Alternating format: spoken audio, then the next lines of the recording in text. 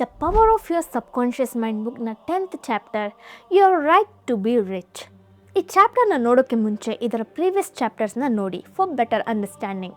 ಈ ಕಂಟೆಂಟ್ ನಿಮಗೆ ಹೆಲ್ಪ್ಫುಲ್ ಆಗಿದ್ದರೆ 1 ಸೆಕೆಂಡ್ನು ಥಿಂಕ್ ಮಾಡಿಬಿಡಿ, ಜಸ್ಟ್ ಚಾನಲ್ನ ಸಬ್ಸ್ಕ್ರೈಬ್ ಮಾಡಿಬಿಡಿ. ಯಾಕಂದರೆ ನಿಮಗೆ ಈ ಕಂಟೆಂಟ್ಸ್ ಯೂಸ್ಫುಲ್ ಇರುತ್ತೆ, ನನಗೆ ನಿಮ್ಮ ಸಪೋರ್ಟಿಂದ ಮೋಟಿವೇಟ್ ಆಗುತ್ತೆ. So let's get started. ನಾವು ಈ ಪ್ರಪಂಚದಲ್ಲಿ ಒಂದು ಸಂಪೂರ್ಣವಾದ, ಸಂತೋಷವಾದ, ಪ್ರಕಾಶವಾದ, ಸ್ವತಂತ್ರವಾದ ಜೀವನವನ್ನು ಬದುಕೋಕ್ಕೆ ಬಂದಿದ್ದೀವಿ. ಅದಕ್ಕೆ ಹಣ ತುಂಬ ಮುಖ್ಯ.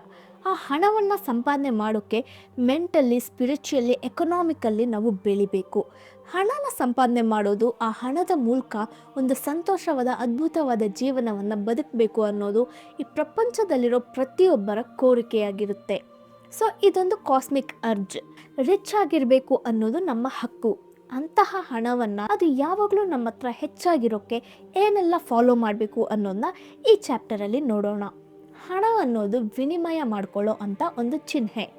ಆಗಿನ ಕಾಲದಲ್ಲಿ ಆಹಾರ ಪದಾರ್ಥಗಳನ್ನ, ಚಿನ್ನ, ರತ್ನಗಳನ್ನ, ಇನ್ನು ಹಲವಾರು ವಸ್ತುಗಳನ್ನ ವಿನಿಮಯ, ಎಕ್ಸ್ಚೇಂಜ್ ಮಾಡ್ಕೊಳ್ತಿದ್ರು. ಆ ಕಾಲದಲ್ಲಿ ಒಬ್ಬ ಮನುಷ್ಯನ ಶ್ರೀಮಂತಿಕೆ ಅವರ ಹತ್ರ ಇದ್ದ ಹಸು, ಕುರಿ, ಕೋಳಿ, ತೋಟ, ನೆಲ ಇವುಗಳ ಆಧಾರದ ಮೇಲೆ ತೀರ್ಮಾನ ಮಾಡ್ತಿದ್ರು. ಆದರೆ ಇವಾಗ ನಮ್ಮ ಹತ್ರ ಇರೋ ಹಣದ ಆಧಾರದ ಮೇಲೆ ನಮ್ಮ ರಿಚ್ನೆಸ್ನ ಡಿಸೈಡ್ ಮಾಡ್ತಾರೆ. ಹಣ ಅನ್ನೋದು ಆರ್ಥಿಕತೆಯ ಆರೋಗ್ಯವನ್ನು ಸೂಚಿಸೋ ಒಂದು ಚಿಹ್ನೆ. ನಮ್ಮ ದೇಹದಲ್ಲಿ ಬ್ಲಡ್ ಫ್ರೀಯಾಗಿ ಸರ್ಕ್ಯುಲೇಟ್ ಆಗೋವಾಗ ನಾವು ಆರೋಗ್ಯವಾಗಿದ್ದೀವಿ ಅಂತ ಅರ್ಥ.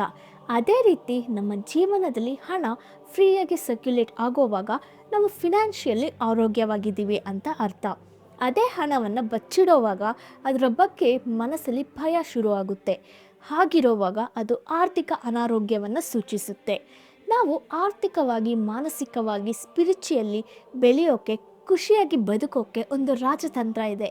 ಅದೇನೆಂದರೆ ನಮ್ಮ ಸಬ್ಕಾನ್ಷಿಯಸ್ ಮೈಂಡ್ನ ಪವರ್ನ ಉಪಯೋಗಿಸೋ ನಾಲೆಡ್ಜ್. ಈ ನಾಲೆಡ್ಜ್ನ ಯೂಸ್ ಮಾಡೋಕ್ಕೆ ಗೊತ್ತಿರೋರಿಗೆ ಯಾವ ರೀತಿಯ ನೆಗೆಟಿವ್ ಸಿಚುಯೇಷನ್ ಇದ್ರೂ ಹಣ ಯಾವುದೋ ಒಂದು ರೂಪದಲ್ಲಿ ತನ್ನನ್ನು ಬಂದು ಸೇರುತ್ತೆ ಅನ್ನೋ ನಂಬಿಕೆ ಇರುತ್ತೆ.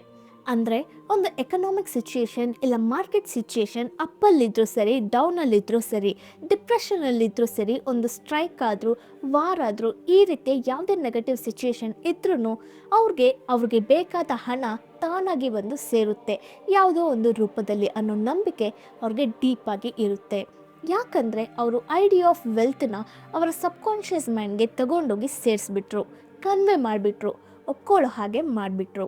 ಹೇಗೆ ಅಂದರೆ ಹಣ ಅನ್ನೋದು ಅವರ ಲೈಫ್ ಮೊತ್ತ ಯಾವುದೋ ಒಂದು ರೂಪದಲ್ಲಿ ತಮಗೆ ಬೇಕಾದಾಗೆಲ್ಲ ತಾನಾಗೆ ಬಂದು ಸೇರುತ್ತೆ ಅನ್ನೋ ಐಡಿಯಾನ ಸಬ್ಕಾನ್ಷಿಯಸ್ ಮೈಂಡ್ಗೆ ಕನ್ವಿನ್ಸ್ ಮಾಡಿದ್ದಾರೆ. ಅದರಿಂದ ಫ್ಯೂಚರಲ್ಲಿ ಒಂದು ವೇಳೆ ಗೌರ್ಮೆಂಟ್ ಫಿನಾನ್ಷಿಯಲಿ ಕೊಲಾಪ್ಸ್ ಆದರೂ ಸರಿ, ಅವ್ರಿಗೆ ಬೇಕಾದ ಹಣನ ಹೇಗಾದರೂ ಅಟ್ರ್ಯಾಕ್ಟ್ ಮಾಡೋಕ್ಕಾಗುತ್ತೆ. ತುಂಬ ಜನರಿಗೆ ಅವ್ರಿಗೆ ಬೇಕಾದ ಹಣ ಸಿಗೋದಿಲ್ಲ, ಅವ್ರಿಗೆ ಬೇಕಾಗೋ ಅಷ್ಟು ಸ್ಯಾಲರಿ ಸಿಗೋದಿಲ್ಲ. ತುಂಬ ಜನರ ಯೂಶುವಲ್ ಆದ ವರಿ ಇಲ್ಲ ಥಾಟ್ ಏನಂದರೆ, ನಾನು ಇವಾಗ ತಗೊಳ್ತಿರೋ ಸ್ಯಾಲರಿಗಿಂತ ಹೆಚ್ಚಾಗಿ ಸ್ಯಾಲರಿ ತಗೊಳ್ಳೋಕ್ಕೆ ಯೋಗ್ಯ ಅನ್ನೋದೇ. ಇಂಥದ್ದಕ್ಕೆಲ್ಲ ಕಾರಣಗಳು ತುಂಬಾ ಇದೆ. ಅದರಲ್ಲಿ ಒಂದು ಕಾರಣ ಏನು ಅಂತ ನೋಡಿದ್ರೆ, ನಾವು ಸೈಲೆಂಟಾಗಿನೋ ಇಲ್ಲ ಓಪನ್ ಆಗಿನೋ ಹಣವನ್ನು ಹೇಟ್ ಮಾಡ್ತಿದ್ದೀವಿ. ಅದು ಹೇಗೆ ಅಂದರೆ, ಹಣವನ್ನು ಸೇವ್ ಮಾಡೋದು ಒಂದು ಬೇಡದೆ ಇರೋ ಕೆಲಸ ಅನ್ನೋ ರೀತಿ, ಆ್ಯಂಡ್ ಹಣದ ಮೇಲೆ ಇರೋ ಆಸೆನೇ ನಮ್ಮನ್ನ ತಪ್ಪಾದ ದಾರಿಗೆ ತಳ್ಳುತ್ತೆ ಅನ್ನೋ ಹಣದ ಬಗ್ಗೆ ಇರೋ ತಪ್ಪಾದ ಅಂಡರ್ಸ್ಟ್ಯಾಂಡಿಂಗ್ನ ಇಕ್ಕಿ ನಾವು ಅದನ್ನ ಹೇಟ್ ಮಾಡೋದೇ ಮೊದಲನೇ ಕಾರಣ. ಎರಡನೇ ರೀಸನ್ ಏನಂದರೆ, ನಾವು ಚಿಕ್ಕ ವಯಸ್ಸಿನಲ್ಲೂ ಹಣದ ಬಗ್ಗೆ ಕೇಳ್ಪಟ್ಟ ಕೆಲವು ತಪ್ಪಾದ ಎಕ್ಸಾಂಪಲ್ಸ್, ಇನ್ನೊಬ್ಬರು ಹೇಳಿ ನಾವು ಕೇಳಿ ಬೆಳೆದಂಥ ತಪ್ಪಾದ ಕತೆಗಳು, ಇದೆಲ್ಲನೂ ಹಣದ ಬಗ್ಗೆ ತಪ್ಪಾದ ವಿಷಯಗಳನ್ನ ನಮ್ಮ ಮನಸ್ಸಲ್ಲಿ ಬರೋ ಹಾಗೆ ಮಾಡಿ ನಾವು ಬಡತನದಲ್ಲಿ ಬದುಕೋದೆ ಒಳ್ಳೆತನ ಅನ್ನೋ ಒಂದು ಸೀಡ್ನ ನಾವು ಚಿಕ್ಕ ವಯಸ್ಸಲ್ಲೇ ಸಬ್ಕಾನ್ಷಿಯಸ್ ಮೈಂಡಲ್ಲಿ ಮ್ಯಾನಿಫೆಸ್ಟ್ ಮಾಡಿದ್ದೀವಿ. ಒಬ್ಬ ವ್ಯಕ್ತಿ, ನಾನು ಕುಗ್ಗಿಬಿಟ್ಟೆ, ಈ ಹಣ ಅಂದ್ರೇ ನನಗೆ ಇಷ್ಟ ಆಗ್ತಿಲ್ಲ, ಯಾಕಂದರೆ ಈ ಹಣನೇ ಎಲ್ಲ ಕೆಟ್ಟದಕ್ಕೂ ಒಂದು ಬೇರಿನ ಹಾಗೆ ಅನ್ನೋ ಸ್ಟೇಟ್ಮೆಂಟ್ನ ಕೊಡೋವಾಗ ಅವರ ಮೈಂಡ್ ಕನ್ಫ್ಯೂಸ್ ಆಗಿಬಿಡುತ್ತೆ. ಯಾಕಂದರೆ ಈ ಸ್ಟೇಟ್ಮೆಂಟ್ನ ಪ್ರಕಾರ ಹಣ ಸಂಪಾದನೆ ಮಾಡಿದ್ರೆ ಬೇರೆ ಏನೂ ಸಿಗಲ್ಲ ಅನ್ನೋದು ಅರ್ಥ. ಸೊ ಅದೊಂದು ಅನ್ಬ್ಯಾಲೆನ್ಸ್ ಲೈಫ್ಗೆ ಅವ್ರನ್ನ ಸೇರಿಸ್ಬಿಡುತ್ತೆ. ಕೆಲವರಿಗೆ ಹಣದ ಮೇಲೆ ಆಸೆ, ಕೆಲವರಿಗೆ ಹೈಯರ್ ಪೊಸಿಷನ್ನ ಮೇಲೆ ಆಸೆ. ನಮ್ಮ ಮನಸ್ಸು ಬರೀ ಹಣದ ಬಗ್ಗೆ ಮಾತ್ರನೇ ಥಿಂಕ್ ಮಾಡೋ ಹಾಗೆ ಮಾಡಿ, ಹಣ ಮಾತ್ರನೇ ನನಗೆ ಬೇಕು, ಬೇರೆ ಯಾವುದು ನನಗೆ ದೊಡ್ಡ ವಿಷಯನೇ ಅಲ್ಲ, ಹಣ ಸೇವ್ ಮಾಡೋದ್ರಲ್ಲಿ ಮಾತ್ರನೇ ನಾನು ಕಾನ್ಸಂಟ್ರೇಟ್ ಮಾಡ್ತೀನಿ ಅಂತ ಹೇಳಿ ಅವರು ಕೆಲಸ ಮಾಡೋಕ್ಕೆ ಶುರು ಮಾಡಿದ್ರೆ ಅವ್ರಿಗೆ ಹಣ ಸೇರುತ್ತೆ ಬಿಟ್ಟರೆ ಒಂದು ಬ್ಯಾಲೆನ್ಸ್ಡ್ ಲೈಫ್ ಸಿಗಲ್ಲ. ಅಂದರೆ ಹಣ ಮಾತ್ರ ಇರುತ್ತೆ, ಅವ್ರಿಗೆ ಮನಃಶಾಂತಿನೋ ಖುಷಿ ಸಂತೋಷ ಪ್ರೀತಿ ಆರೋಗ್ಯ ಯಾವುದು ಸಿಗಲ್ಲ. ಅವರು ಹಣದ ಹಿಂದೆ ಮಾತ್ರ ಹೋಗಿ ಉಳಿದಿರೋ ಎಲ್ಲವನ್ನ ಕಳ್ಕೊಂಡೆ ಒಂದು ರಾಂಗ್ ಚಾಯ್ಸ್ನ ನಾನು ಚೂಸ್ ಮಾಡಿಬಿಟ್ಟೆ ಅನ್ನೋದನ್ನ ತುಂಬ ಲೇಟಾಗಿ ಅವರು ಲೈಫಲ್ಲಿ ರಿಯಲೈಸ್ ಆಗೋ ಹಾಗೆ ಮಾಡುತ್ತೆ. ಆದರೆ ಸಬ್ಕಾನ್ಷಿಯಸ್ ಮೈಂಡ್ನ ಲಾಸ್ ರೂಲ್ಸ್ನ ಬಗ್ಗೆ ನಾವು ತಿಳ್ಕೊಂಡ್ರೆ ನಾವು ಒಂದು ಕಡೆ ಹಣನ ಸೇರಿಸ್ಬೋದು.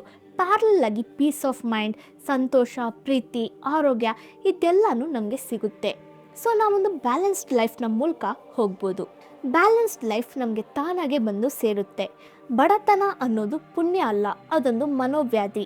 ನಮಗೆ ಹುಷಾರಿಲ್ಲ ಅಂದರೆ ನಮ್ಮ ದೇಹದಲ್ಲಿರೋ ಯಾವುದೋ ಒಂದು ಪಾರ್ಟ್ ಸರಿಯಾಗಿ ಕೆಲಸ ಮಾಡ್ತಿಲ್ಲ ಅಂತ ಅರ್ಥ.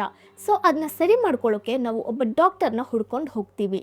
ಅದೇ ರೀತಿ ನಮ್ಮ ಲೈಫಲ್ಲಿ ಹಣ ಅನ್ನೋದು ಕಂಟಿನ್ಯೂಸ್ಲಿ ಸರ್ಕ್ಯುಲೇಟ್ ಆಗಿಲ್ಲ ಅಂದರೆ ಎಲ್ಲೋ ಏನೋ ತಪ್ಪಾಗಿದೆ ಅಂತ ಅರ್ಥ.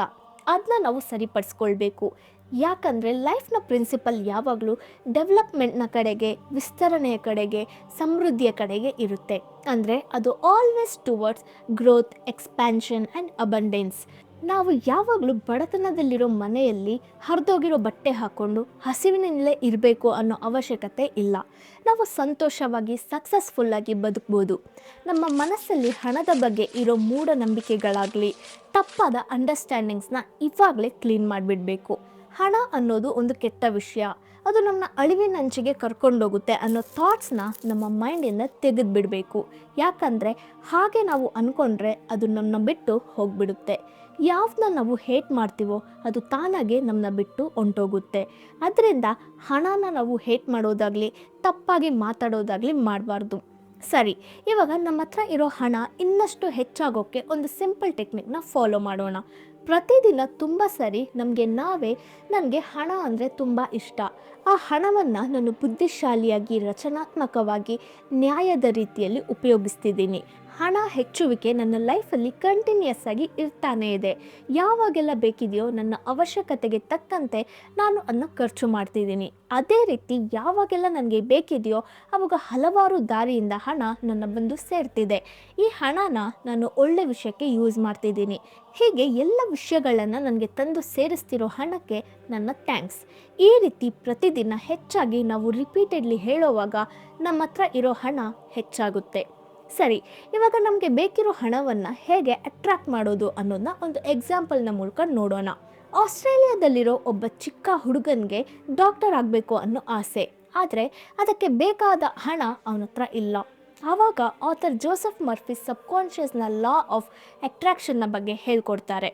ಹೇಗೆ ಅಂದರೆ ಮಣ್ಣಲ್ಲಿ ನೆಟ್ಟಿರೋ ಒಂದು ಸೀಡ್ ತಾನಾಗೆ ಅವಶ್ಯಕವಾದ ಗಾಳಿ ಬೆಳಕು ನೀರು ಇದೆಲ್ಲವನ್ನು ಎಳ್ಕೊಂಡು ಅಟ್ರಾಕ್ಟ್ ಮಾಡಿ ಒಂದು ಗಿಡವಾಗಿ ಬೆಳೆದು ಒಂದು ಸುಂದರವಾದ ಮರವಾಗಿ ಬೆಳೆಯುತ್ತೋ, ಅದೇ ರೀತಿ ನೀನು ಡಾಕ್ಟರ್ ಆಗಬೇಕು ಅಂದ್ಕೊಳ್ಳೋ ಥಾಟೇ ನಿನ್ನ ಮನಸ್ಸಲ್ಲಿ ನೆಟ್ಟಿರೋ ಸೀಡ್. ಅದನ್ನ ಸಬ್ಕಾನ್ಷಿಯಸ್ ಮೈಂಡಲ್ಲಿ ಡೀಪಾಗಿ ನೆಡೋವಾಗ ಆಟೋಮೆಟಿಕ್ಕಾಗಿ ನಿನ್ನ ಡ್ರೀಮ್ ಫುಲ್ಫಿಲ್ ಆಗುತ್ತೆ ಅಂತ ಹೇಳಿದ್ದಾರೆ. ಸೊ ಆ ಹುಡುಗ ಅವನ ಜೀವನನ ನಡೆಸೋಕ್ಕೆ ಪ್ರತಿದಿನ ಒಂದು ಮೆಡಿಕಲ್ ಬಿಲ್ಡಿಂಗಲ್ಲಿರೋ ಡಾಕ್ಟರ್ನ ಆಫೀಸ್ನೆಲ್ಲ ಕ್ಲೀನ್ ಮಾಡೋದು, ಅವರ ವಿಂಡೋಸ್ನ ವಾಶ್ ಮಾಡೋದು, ಇಲ್ಲ ಕೆಲವು ರಿಪೇರ್ ಕೆಲಸಗಳನ್ನ ಮಾಡೋದು ಮಾಡ್ತಿದ್ದ. ನಂತರ ಆ ಮೆಡಿಕಲ್ ಬಿಲ್ಡಿಂಗಲ್ಲಿ ವಾಲಲ್ಲಿ ಮೆಡಿಕಲ್ ಡಿಪ್ಲೊಮಾ ಆಲ್ರೆಡಿ ಕಂಪ್ಲೀಟ್ ಮಾಡಿರೋರ ಸರ್ಟಿಫಿಕೇಟ್ಸ್ನ ಸ್ಟಿಕ್ ಮಾಡಿರ್ತಾರೆ, ಅದನ್ನೆಲ್ಲ ಕ್ಲೀನ್ ಮಾಡೋದು, ಈ ರೀತಿಯ ಕೆಲಸಗಳನ್ನ ಮಾಡಿ ಅವರ ಜೀವನ ನಡೆಸೋಕ್ಕೆ ಬೇಕಾದ ಹಣನ ಸಂಪಾದನೆ ಮಾಡ್ತಿದ್ದ. ಪ್ಯಾರಲಲ್ ಆಗಿ ಪ್ರತಿ ರಾತ್ರಿ ಮಲಗೋಕ್ಕೆ ಮುಂಚೆ ಆ ಮೆಡಿಕಲ್ ಡಿಪ್ಲೊಮಾ ಸರ್ಟಿಫಿಕೇಟಲ್ಲಿ ತನ್ನ ಹೆಸರು ಇರೋ ಹಾಗೆ ಅದನ್ನು ಆ ವಾಲ್ಗೆ ಸ್ಟಿಕ್ ಮಾಡಿರೋ ಹಾಗೆ ಡೈಲಿ ಇಮ್ಯಾಜಿನ್ ಮಾಡ್ತಿರ್ತಾನೆ. ಈ ರೀತಿ ಕಂಟಿನ್ಯೂ ಮಾಡ್ತಾ 4 ಮಂತ್ಸ್ ಆದಮೇಲೆ ಆ ಮೆಡಿಕಲ್ ಬಿಲ್ಡಿಂಗಲ್ಲಿ ಕೆಲಸ ಮಾಡ್ತಿದ್ದ ಡಾಕ್ಟರಲ್ಲಿ ಒಬ್ಬರು ಡಾಕ್ಟರ್ ಆ ಹುಡುಗನ ಕರ್ಕೊಂಡೋಗಿ ಇನ್ಸ್ಟ್ರೂಮೆಂಟ್ಸ್ನ ಸ್ಟೆರಿಲೈಸ್ ಮಾಡೋಕ್ಕೆ, ಹೈಪೋಡರ್ಮಿಕ್ ಇಂಜೆಕ್ಷನ್ಸ್ ಕೊಡೋಕ್ಕೆ, ಫಸ್ಟ್ ಏಡ್ ಮಾಡೋಕ್ಕೂ ಅದಕ್ಕೆ ಬೇಕಾದ ಟ್ರೈನಿಂಗ್ನ ಕೊಟ್ಟು ಅವರ ಆಫೀಸಲ್ಲಿ ಟೆಕ್ನಿಕಲ್ ಅಸಿಸ್ಟೆಂಟ್ ಜಾಬ್ನ ಕೊಟ್ಟಿದ್ದಾರೆ. ಕೆಲವು ಮಂತ್ಸ್ನ ನಂತರ ಅವರ ಸ್ವಂತ ಕಾಸಲ್ಲೇ ಈ ಹುಡುಗನ ಡಾಕ್ಟರ್ ಓದೋಕ್ಕೆ ಕಲಿಸಿದ್ದಾರೆ. ಸೊ ಅದರ ರಿಸಲ್ಟ್ ಏನಾಯಿತು ಅಂದರೆ ಆ ಹುಡುಗ ಕೆನಡಾದಲ್ಲಿ ಮಾಂಟೈಲ್ ಅನ್ನೋ ಜಾಗದಲ್ಲಿ ಒಬ್ಬ ಮೆಡಿಕಲ್ ಡಾಕ್ಟರ್ ಆಗಿ ಓದಿ ಹೊರಗೆ ಬರ್ತಾನೆ. ಇಲ್ಲಿ ನಾವು ತಿಳ್ಕೊಳ್ಬೇಕಾಗಿರೋದೇನೆಂದರೆ ಈ ಹುಡುಗ ಅವನ ಇಮ್ಯಾಜಿನೇಷನಲ್ಲಿ ತಾನು ಡಾಕ್ಟರ್ ಆಗಿದ್ನ, ಆ ರಿಯಾಲಿಟಿನ ಪ್ರತಿದಿನ ಅಷ್ಟೊಂದು ಫೀಲ್ ಮಾಡಿದ್ದಾನೆ. ಆ ಐಡಿಯಾಗೆ ಅವನ ಇಮ್ಯಾಜಿನೇಷನ್ ತುಂಬ ಸಪೋರ್ಟ್ ಮಾಡಿದೆ. ಅದು ಮಾತ್ರ ಅಲ್ಲದೆ ಇಮ್ಯಾಜಿನ್ ಮಾಡುವಾಗ ಆ ನಂಬಿಕೆ ಆಸೆನ ಹೆಚ್ಚಾಗಿ ಅದರಲ್ಲಿ ಮ್ಯಾನಿಫೆಸ್ಟ್ ಮಾಡಿದರು. ಸೊ ಆ ನಂಬಿಕೆ ಮತ್ತು ಆಸೆ ಸಬ್ಕಾನ್ಷಿಯಸ್ ಮೈಂಡ್ಗೆ ಹೋಗಿ ಡೀಪಾಗಿ ಕುತ್ಕೊಂಡು ಅವ್ರಿಗೆ ಆ ಡ್ರೀಮ್ನ ಫುಲ್ಫಿಲ್ ಆಗೋ ಹಾಗೆ ಎಲ್ಲ ವಿಷಯಗಳನ್ನ ಅಟ್ರ್ಯಾಕ್ಟ್ ಮಾಡಿ ಕೊಟ್ಟಿದೆ. ಇವಾಗ ಲಾ ಆಫ್ ಆ್ಯಕ್ಷನ್ ಆ್ಯಂಡ್ ರಿಯಾಕ್ಷನ್ನ ಕಾನ್ಸೆಪ್ಟ್ನ ಬಗ್ಗೆ ನೋಡೋಣ. ನಾವೊಂದು ದೊಡ್ಡ ಆರ್ಗನೈಸೇಷನಲ್ಲಿ ಕೆಲಸ ಮಾಡ್ತಿದ್ದೀವಿ ಅಂತ ಅಂದ್ಕೊಳ್ಳೋಣ.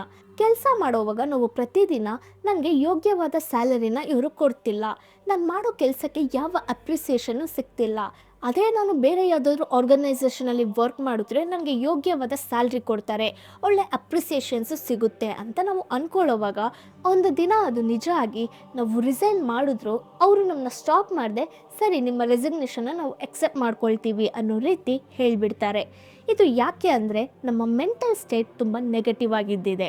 ಆ ನೆಗೆಟಿವ್ ಸ್ಟೇಟ್ನ ನಮ್ಮ ಸಬ್ಕಾನ್ಷಿಯಸ್ ಮೈಂಡ್ ಕನ್ಫರ್ಮ್ ಮಾಡಿ ಕೊಟ್ಬಿಡ್ತು. ಯಾಕಂದರೆ ನಾವೇ ನಮ್ಮ ಮೈಂಡಲ್ಲಿ ಆ ಆರ್ಗನೈಸೇಷನಿಂದ ಸಪ್ರೇಟ್ ಮಾಡ್ಕೊಂಡ್ವಿ. So law of action and ರಿಯಾಕ್ಷನ್ಗೆ ಒಂದು ಬೆಸ್ಟ್ ಎಕ್ಸಾಂಪಲ್ ಇದೆ. ಇಲ್ಲಿ ಆ್ಯಕ್ಷನ್ ಅನ್ನೋದು ನಮ್ಮ ಥಾಟ್ಸ್, ರಿಯಾಕ್ಷನ್ ಅನ್ನೋದು ಸಬ್ಕಾನ್ಷಿಯಸ್ ಮೈಂಡ್ ಅದನ್ನ ನಿಜ ಮಾಡೋದು. ಸರಿ, ಹಣ ಸಂಪಾದನೆ ಮಾಡೋಕ್ಕೆ ಇರೋ ಅಡೆತಡೆಗಳ ಬಗ್ಗೆ ನೋಡೋಣ. ಇದು ಆಲ್ರೆಡಿ ನಾವು ಚಾಪ್ಟರ್ 9 ನೋಡಿರೋ ಕಾನ್ಸೆಪ್ಟೇ. ಒಬ್ಬ ಸಕ್ಸಸ್ ಆದ ಪರ್ಸನ್ನ ನೋಡಿ ನೆಗೆಟಿವ್ ಆಗಿ ಮಾತಾಡ್ತಾರೆ. ಆ ರೀತಿ ಮಾತಾಡೋರ ಜೀವನವನ್ನು ಡೀಪಾಗಿ ನೋಡಿದ್ರೆ ಅವರು ಫಿನಾನ್ಷಿಯಲಿ ವೀಕ್ ಇರ್ತಾರೆ, ಇಲ್ಲಾಂದರೆ ಫಿಸಿಕಲಿ ಅವ್ರಿಗೆ ಏನಾದರೂ ಇಲ್ನೆಸ್ ಇರುತ್ತೆ. ಇಂಥವರು ಹೆಚ್ಚಾಗಿ ಅವರ ಜೊತೆ ಓದಿರೋರನ್ನ ಇಲ್ಲ ಅವ್ರ ಜೊತೆ ಇದ್ದವರು ಫ್ರೆಂಡ್ಸ್ ಆಗಿದ್ದವರು ಫಿನಾನ್ಷಿಯಲಿ ಸೆಟಲ್ ಆಗಿ ಮುಂದೆ ಬಂದಿರ್ತಾರೆ, ಇಲ್ಲಾಂದರೆ ಸಕ್ಸಸ್ಫುಲ್ ಆಗಿರ್ತಾರೆ. ಅದನ್ನ ನೋಡಿ ಇವರು ಅದನ್ನ ಡೈಜೆಸ್ಟ್ ಮಾಡ್ಕೊಳ್ಳೋಕ್ಕಾಗದೆ ಹೊಟ್ಟೆ ಕಿಚ್ಚುಪಟ್ಟು ಅವರ ಮೇಲಿರೋ ಹೇಟ್ ಹಣದ ಮೇಲೆ ಹೋಗುತ್ತೆ. ಸೊ ಆ ಹಣದ ಮೇಲೆ ಉಂಟಾದ ಹೇಟ್ ಆಟೋಮೆಟಿಕ್ಕಾಗಿ ತಮ್ಮ ಸಬ್ಕಾನ್ಷಿಯಸ್ ಮೈಂಡ್ಗೆ ಹೋಗಿ ಸೇರುತ್ತೆ. ಸೊ ಆಟೋಮೆಟಿಕಲಿ ಇವರು ಫಿನಾನ್ಷಿಯಲಿ ವೀಕ್ ಆಗೋಗ್ತಾರೆ. ಇವರ ಪ್ರೇಯರ್ ಏನಂದರೆ ನಾನು ರಿಚ್ ಆಗಬೇಕು ಅನ್ನೋದು, ಆದರೆ ಇವರ ಬಿಹೇವಿಯರ್ ಏನಂದರೆ ಹಣನ ಹೇಟ್ ಮಾಡೋದು. ಸೊ ಲಾ ಆಫ್ ರಿವರ್ಸ್ಡ್ ಎಫರ್ಟ್ನ ಪ್ರಕಾರ ಯಾವುದು ಡಾಮಿನೆಂಟ್ ಆದ ಐಡಿಯಾ?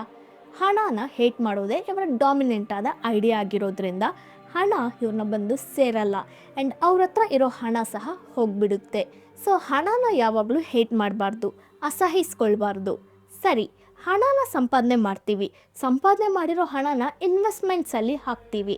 ಇನ್ವೆಸ್ಟ್ ಮಾಡಿರೋ ಹಣ ಸೇಫ್ ಆಗಿರಬೇಕು, ಯಾವ ರೀತಿಯಲ್ಲೂ ಕಷ್ಟ ಬಂದುಬಿಡಬಾರ್ದು ಅನ್ನೋ ಚಿಂತೆ ಇರ್ತಾನೆ ಇರುತ್ತೆ.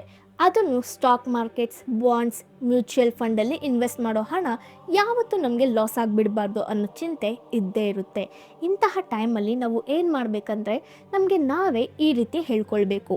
ಏನಂದರೆ ನನ್ನ ಸಬ್ಕಾನ್ಷಿಯಸ್ ಮೈಂಡಲ್ಲಿರೋ ಇನ್ಫಿನೈಟ್ ಇಂಟೆಲಿಜೆನ್ಸ್ ಪವರ್ ನನ್ನ ಎಲ್ಲ ಫಿನಾನ್ಷಿಯಲ್ ಟ್ರಾನ್ಸಾಕ್ಷನ್ ನಾನು ನಿರ್ವಹಿಸ್ತಿದೆ, ನೋಡ್ಕೊಳ್ತಿದೆ, ಅಬ್ಸರ್ವ್ ಮಾಡ್ತಿದೆ.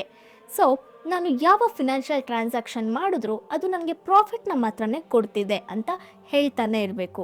ಸೊ ಹೀಗೆ ಹೇಳ್ತಾ ನಾವು ಕಣ್ಣಾರೆ ಒಂದು ವಿಷಯನ ಮಾತ್ರ ಅಬ್ಸರ್ವ್ ಮಾಡ್ಬೋದು. ಏನಂದರೆ ನಾವು ಮಾಡೋ ಎಲ್ಲ ಇನ್ವೆಸ್ಟ್ಮೆಂಟ್ಸ್ನು ಪ್ರಾಫಿಟ್ ಮಾತ್ರನೇ ತಂದುಕೊಡುತ್ತೆ. ಒಂದು ವೇಳೆ ಅದರಲ್ಲೇನೋ ಲಾಸ್ ಬರ್ತಿದೆ ಅಂದರೆ ಅದನ್ನ ನಮಗೆ ಮುಂಚೆನೇ ತಿಳಿಯಪಡಿಸಿ ಅದರಿಂದ ನಮ್ಮನ್ನ ಸೇವ್ ಮಾಡಿಬಿಡುತ್ತೆ. ಇದೇ ಸಬ್ಕಾನ್ಷಿಯಸ್ ಮೈಂಡ್ನ ಪವರ್. ಸರಿ, ಏನು ಸಂಪಾದನೆ ಮಾಡದೆ ಒಳ್ಳೆ ಜೀವನ ಬದುಕಬೇಕು ಅಂತ ಇರ್ತಾರೆ ಅಲ್ವಾ, ಅಂಥವ್ರ ಮೂಡ್ನ ಬಗ್ಗೆ ನೋಡೋಣ. ದೊಡ್ಡ ದೊಡ್ಡ ಸ್ಟೋರ್ಸ್ಗೆಲ್ಲ ಹೋದರೆ ಅಲ್ಲಿನ ಮ್ಯಾನೇಜ್ಮೆಂಟ್ ಸ್ಟೋರ್ ಡಿಟೆಕ್ಟಿವ್ಸ್ನ ಅಪಾಯಿಂಟ್ ಮಾಡಿರ್ತಾರೆ.